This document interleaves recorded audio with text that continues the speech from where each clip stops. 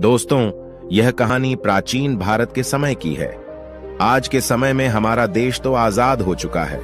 हम स्वतंत्र हैं, कहीं भी और जा सकते हैं, लेकिन हमारा मन स्वतंत्र नहीं है, वह हमेशा गुलाम बना रहता है।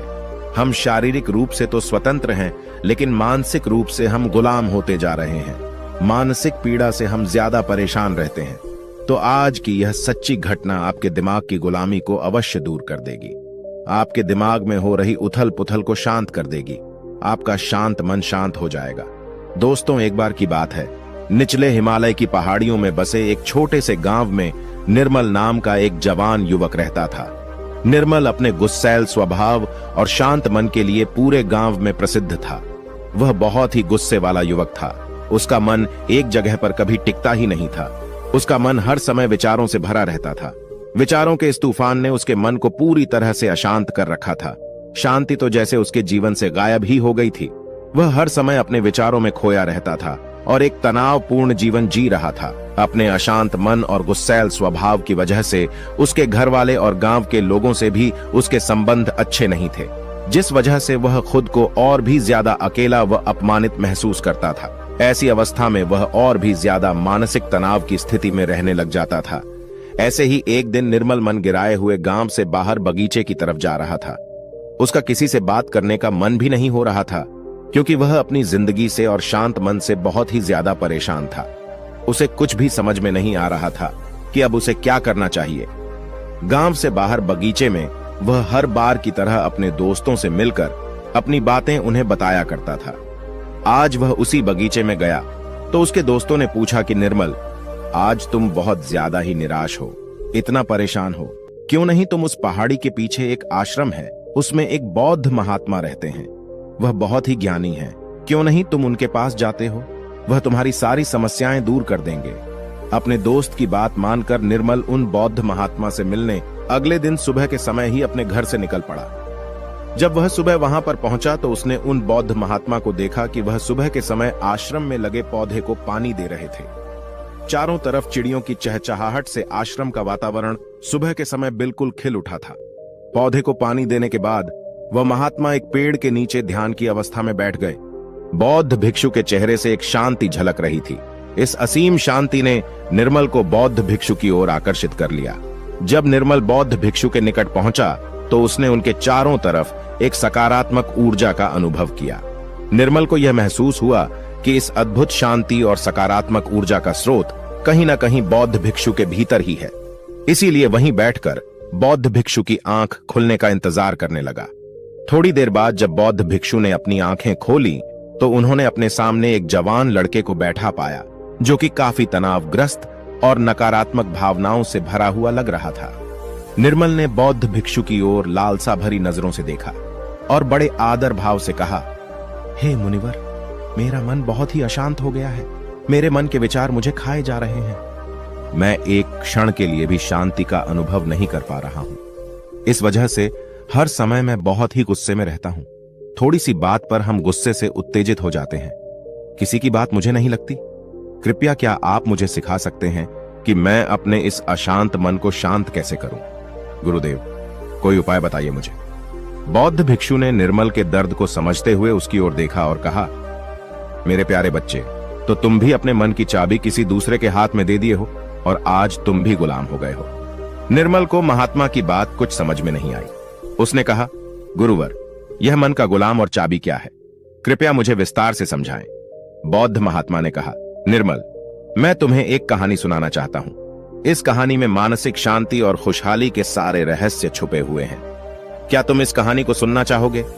निर्मल ने हां करके अपना सर हिला दिया और पूरी एकाग्रता के साथ कहानी सुनने को तैयार हो गया। उसके अंदर की उत्सुकता अब अपने चरम पर थी। बौद्ध भिक्षु ने कहानी सुनानी शुरू की। बहुत समय पहले की बात है। एक नगर में संता सिंह नाम का एक आदमी रहता था। संता बहुत ही महत्वाकांक्षी व्यक्ति था। उसके हर काम में लोगों से ही सुनने मिलती थी। लोग उसकी और उसके काम की खूब तारीफ किया करते थे। अगर उसे किसी काम में असफलता या लोगों से बुराई सुनने को मिलती थी तो वह घर चिंता और तनाव में चला जाता था। वह छोटी छोटी बातों पर बहुत ही परेशान हो जाता था। उसका मानना था कि सफलता और भौतिक संपत्ति उसे मनचाहा सुख देती है। लेकिन संता सिंह जितना ही सफलता और तारीफ के पीछे भागता रहता था, वह उतनी ही गहरी मानसिक तनाव में डूबता जा रहा था। जब उसके काम की कोई तारीफ नहीं करता था तो वह बहुत ही ज्यादा परेशान हो जाता था। एक दिन अचानक ही उसका सामना उस समय की एक बहुत ही प्रसिद्ध बौद्ध भिक्षु से हुआ, जिनका नाम महाकौशल था। महाकौशल अपने हजारों शिष्यों को ध्यान साधना की शिक्षा दिया करते थे और वह खुद भी एक बहुत ही बड़े ध्यानी और आत्मज्ञानी व्यक्ति थे। महाकौशल की अद्भुत एकाग्रता और स्थिर शांत चित्त से प्रभावित होकर संता ने उन्हें अपनी भटकते मन को शांत करने का तरीका जानना चाहा। संता ने कहा, हे महात्मा, मैं हमेशा सफलता के पीछे भागता रहता हूं और लगातार और भी अधिक पाने के लिए प्रयास करता रहता हूं, फिर भी मुझे कोई स्थायी संतोष नहीं मिल पाता। मैं सफल भी हो जाता हूं, लोग मेरी तारीफ भी करते हैं, लेकिन मुझे अंदर से संतुष्टि नहीं मिल पाती है। मेरा मन भटकता रहता है। हे गुरुवर, मुझे इस बेचैनी से और इस शांत मन से छुटकारा पाने के लिए कृपया करके कोई उपाय बताइए। बौद्ध महात्मा ने उसकी तरफ करुणा भरी नजरों से देखा और उत्तर दिया, तुम्हारा मन शांत नदी की तरह है, जो हमेशा बहता और दौड़ता रहता है, कभी भी स्थिर नहीं रह पाता। अपने अशांत मन को शांत करने के लिए तुम्हें अपने विचारों को बिना किसी रुकावट के जाने देने की कला सीखनी पड़ेगी। संत ने कहा, हे महात्मा, लेकिन मैं विचारों को कैसे जाने दे सकता हूं? आखिर मैं भी तो अपनी इच्छाओं और महत्वाकांक्षाओं से जुड़ा हुआ हूं। यह सुन भिक्षु महाकौशल मुस्कुराए और बोले, कल्पना करो कि तुम्हारे हाथ में पानी से भरा हुआ ग्लास है। अब तुम जितनी देर इसे पकड़े रहोगे, यह उतना ही भारी होता चला जाएगा, और अगर तुम काफी लंबे समय तक इसे पकड़कर रखोगे तो तुम्हारे हाथ में दर्द होना शुरू हो जाएगा। लेकिन अगर तुम अपनी पकड़ ढीली करते हो और इसे जाने देते हो तो इसका भार खत्म हो जाएगा। निर्मल अपने गुरु द्वारा सुनाई जा रही कहानी और उनके संदेश को बड़े ही ध्यान के साथ सुन रहा था। वह समझ रहा था कि अपने विचारों और इच्छाओं से चिपके रहना ही उसके अशांत मन का कारण है। यह भी एक कारण है जिसकी वजह से उसका मन अशांत है, क्योंकि निर्मल भी संत की तरह ही विचारों को पकड़कर रखता है। छोटी छोटी बातों पर बार बार विचार करता रहता है, जिससे संता की तरह ही उसका मन भी बेचैन रहता है। गुरु कहानी सुनाने जा रहा था और निर्मल सुनते जा रहा था। गुरु ने कहा, बौद्ध भिक्षु, महाकौशल की बातें उस संता को बड़े ही अच्छे से समझ में आ रही थी। बौद्ध भिक्षु महाकौशल की सलाह को मानते हुए संत अपने विचारों को जाने देने का अभ्यास करना शुरू कर दिया। वह अपने विचारों और भावनाओं को बिना किसी पूर्व निर्णय के जाने देता। संत के मन में बस विचार आते और थोड़ी देर उसके दिमाग में रहते और फिर चले जाते, क्योंकि वह उन विचारों को अपने दिमाग में बैठने नहीं देता था। जब विचारों को दिमाग में बैठने की कोई जगह नहीं मिलेगी तो विचार खुद ब खुद अपने आप चले जाएंगे। महाकौशल भिक्षु ने कहा, इंसान बेवजह अपने विचारों को अपने दिमाग में बैठने की जगह दे देता है। वह जितना ज्यादा किसी बात पर विचार करेगा, उसके दिमाग पर विचार उतना ही गहरा असर डालता चला जाएगा, अर्थात उतना ही जगह बनाता चला जाएगा। क्योंकि इंसान जितना ज्यादा विचार करेगा, विचार उसके दिमाग में उतना ही ज्यादा जगह बना लेगा, और जब विचार जगह बना लेता है तो वह जल्दी दिमाग से निकलता नहीं है। महाकौशल भिक्षुक ने संता से कहा कि जो चीजें घटित हो चुकी हैं, जो घटनाएं घटित हो चुकी, या जो कुछ तुम्हारी जिंदगी में हो चुका है, तुम्हारे साथ चाहे वह कितना भी बुरा क्यों ना हुआ हो, अगर अब आप उन विचारों को अपने दिमाग में बैठने देंगे, उन पर विचार करेंगे, तो आपका दिमाग कभी भी शांत नहीं रहेगा, क्योंकि जो घटनाएं घटित हो चुकी हैं उसे आप बदल नहीं सकते हैं। चाहे मैं कहूं कि जैसे बारिश हो रही है, यह भी एक घटना ही है। अब बारिश हो चुकी है और हम सोचे ना हुई होती तो ज्यादा सही रहता, तो इस बात का कोई मतलब नहीं रह जाता। अब बारिश हो चुकी है, अब तो जो होना था हो गया है। उसी तरह से अगर आपकी भी जिंदगी में कुछ बुरा हो गया हो तो अब वह बुरा तो हो चुका है। अगर आप अब उस बात पर जितना ज्यादा जोर देंगे तो वह आपके दिमाग में उतना ही ज्यादा जगह बनाता चला जाएगा। इसलिए संता, ऐसे समय में अगर आपके दिमाग में बहुत सारे विचार आ रहे हैं, आपके दिमाग को शांत कर दे रहे हैं, तो आप उस पर विचार मत कीजिए। बस उन विचारों को आने दीजिए और उस पर आप ज्यादा सोचिए नहीं। विचार आएंगे और थोड़ी देर बाद चले जाएंगे। जब उन्हें आपके दिमाग में बैठने की जगह नहीं मिलेगी तो खुद ब खुद विचार आपके दिमाग से दूर होते जाएंगे और आप फालतू की बकवास से अपने आप को बचा लेंगे। कई बार कुछ लोग छोटी छोटी बातों पर बहुत ज्यादा ही सोचने लग जाते हैं, फिर वह उतना ही ज्यादा परेशान रहते हैं। महाकौशल भिक्षु ने कहा, संता, अब तुम खुद ही अपने आप को देख लो। तुम यही सोचते हो कि लोग मेरी तारीफ नहीं कर रहे, या जिस दिन तुम्हारे काम की तारीफ हो गई तो उस दिन तुम्हें बहुत ही अच्छा लगता है, लेकिन जिस दिन तुम्हारे काम की तारीफ नहीं हुई तुम्हें बहुत खराब लगता है।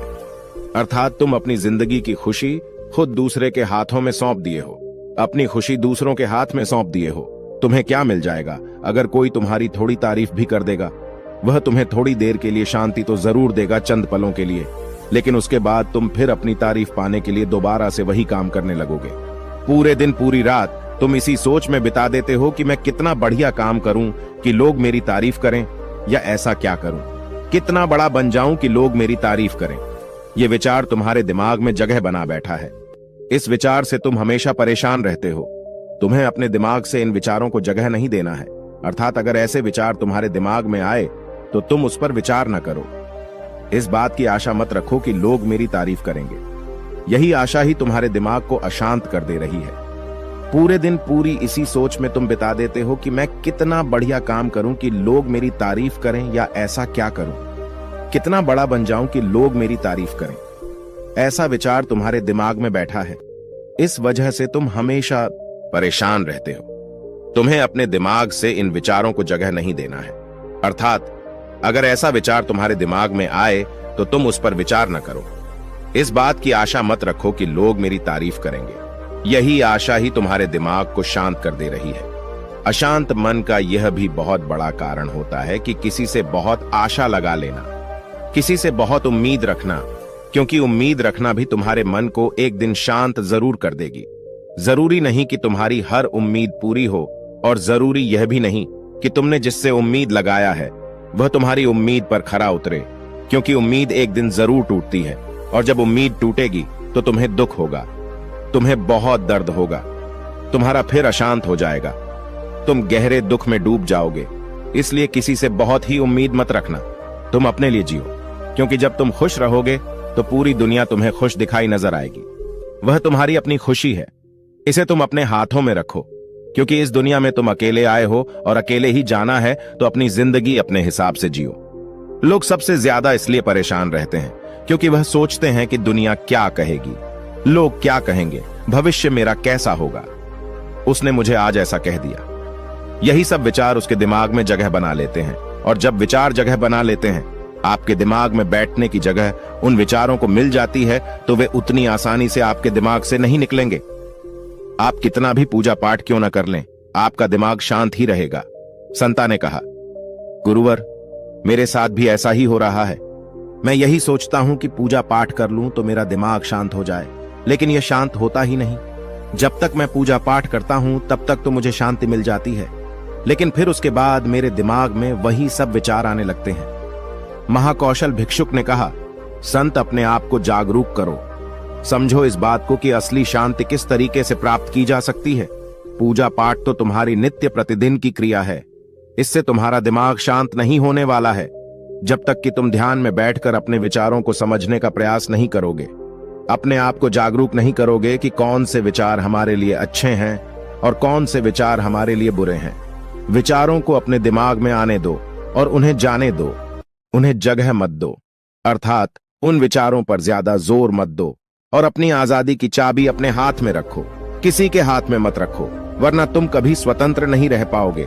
शारीरिक रूप से तो तुम आजाद हो, लेकिन आंतरिक रूप से तुम गुलाम हो। आंतरिक रूप से भी खुश होने का प्रयास करो, आंतरिक रूप से भी खुद को स्वतंत्र रखो। अपने स्वतंत्र होने की चाबी अपने हाथ में रखो। यह दुनिया है, इसका काम है बोलना बोलकर आपको परेशान करना। जितना आप इस बात से परेशान होंगे, लोगों को और मजा आता जाएगा। वे तुम्हें और ज्यादा परेशान करने की कोशिश करेंगे। तुम्हारी आंतरिक स्वतंत्रता रूपी चाबी को वह तुमसे छीनने का प्रयास करेंगे। इसलिए अपनी चाबी किसी को मत दो। इस दुनिया में कुछ भी स्थायी नहीं है, सब कुछ बदलता रहता है। एक समय के बाद सब कुछ बदल जाता है। एक दिन तुम्हारे चाहने भी तुमसे दूर हो जाएंगे, फिर कोई और आएगा। आज तुम यहां हो मेरे सामने, कल तुम कहीं और होगे। जब इस दुनिया में कुछ भी स्थायी नहीं है, सब कुछ बदलने वाला है, तो तुम अपने दिमाग में विचारों को क्यों स्थायी जगह दे रहे हो? ऐसे विचारों को क्यों तुम बार बार सोच रहे हो? खुद को स्वतंत्र रखो, अंदर से भी और बाहर से भी। अंदर से स्वतंत्र रखना बहुत ज्यादा जरूरी होता है। महाकौशल की बात सुनकर संता को सब उत्तर मिल चुका था। इधर गुरु ने कहानी का अंत किया और कुछ देर शांत होकर निर्मल से पूछा, निर्मल, कुछ समझ में आया तो? उत्तर मिला कि नहीं, निर्मल तो मानव एक मूर्ति के समान। वह गुरु को एकटक देखता ही जा रहा था। उसके मुख से कुछ भी निकल नहीं रहा था, क्योंकि ऐसी बातें आज से पहले वह कभी किसी के मुख से सुनी नहीं थी, या ऐसी कहानी अपने गुरु के मुख से सुनी कि जो शायद उसे जीवन की सच्चाई बता गई। शायद उसे जीवन का रहस्य भी पता चल गया। वह बिल्कुल मौन हो गया था। कुछ देर बाद निर्मल ने अपनी चुप्पी तोड़ी और कहा, हे गुरुदेव, मेरा कोई प्रश्न नहीं बचा है। अब आपसे विनम्र निवेदन है कि मैं भी आपके साथ इसमें कुछ दिनों के लिए रहना चाहता हूं। मुझे तो इस दुनिया की काफी सच्चाई पता चल गई और मैं आपके साथ रहकर खुद को भी जानने का प्रयास करूंगा और लोगों को भी इस शब्द के बारे में बताऊंगा, इस रहस्य के बारे में उन्हें भी बताऊंगा। आज की कहानी बस इतना ही। मुझे उम्मीद है ये कहानी आपको जरूर पसंद आई होगी और आप पहली बार हैं तो मेरे से जुड़ने के लिए इस चैनल को सब्सक्राइब करना मत भूलिएगा।